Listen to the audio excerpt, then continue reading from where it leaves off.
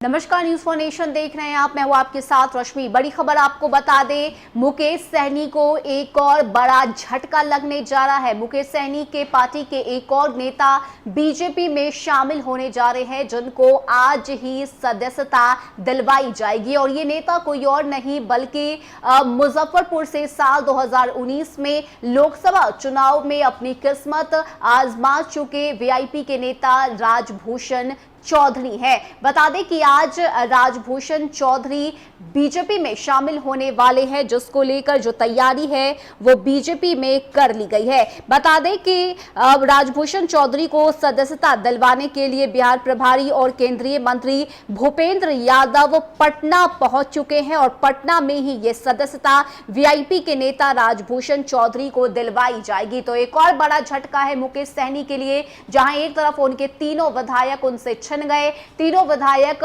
मुकेश सहनी का साथ छोड़कर बीजेपी में शामिल हो गए, तो वहीं अब ये राजभूषण चौधरी भी आज बीजेपी में शामिल होने जा रहे हैं। एक तरफ मुकेश सहनी ने बीजेपी के खिलाफ मोर्चा खोला हुआ है, लगातार वो बीजेपी को लेकर बयानबाजी कर रहे हैं, साथ ही साथ खुला चैलेंज भी दे रहे हैं कि अगर बीजेपी में हिम्मत है तो सामने आकर मुझसे 1 to 1 बातचीत करे, पीठ पीछे खंजर घोंपने का काम ना करे। लेकिन वहीं अगर हम बीजेपी की बात करें तो एक के बाद एक मुकेश सहनी को तोड़ने का काम किया जा रहा है। पहले तीनों विधायक छीन लिए गए और अब वीआईपी के जो नेता है राजभूषण चौधरी, उसे भी बीजेपी अपने पार्टी में शामिल करवा रही है, जिसको लेकर भूपेंद्र यादव पटना पहुंच चुके हैं। पटना में ही ये सदस्यता दिलवाई जाएगी। ऐसे में आगे की भी क्या कुछ तस्वीरें निकलकर सामने आएगी, ये भी हम आपको दिखाएंगे। लेकिन इस वक्त ये बड़ी जानकारी सामने आ रही है, जहां पर मुकेश सहनी अब एक बार फिर से मुश्किल में पड़ चुके हैं। भले ही उन्होंने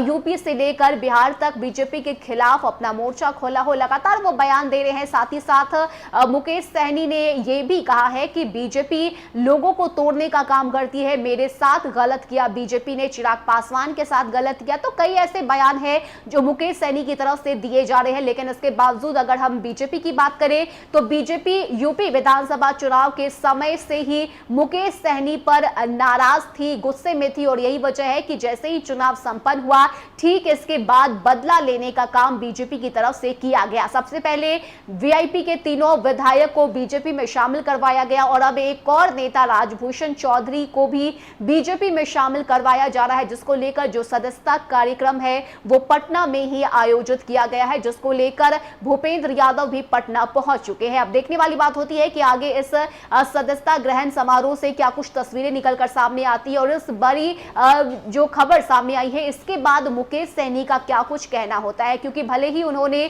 बीजेपी को खुला चैलेंज दिया हो, लगातार बयानबाजी कर रहे हो, लेकिन बीजेपी चुपचाप अपना जो काम है वो करती हुई नजर आ रही है और धीरे धीरे करके मुकेश सहनी को ये जो तोड़ने का काम है वो बीजेपी की तरफ से किया जा रहा है। फिलहाल इतना ही। ज्यादा अपडेट के लिए आप बने रहिए न्यूज फॉर नेशन के साथ। नमस्कार।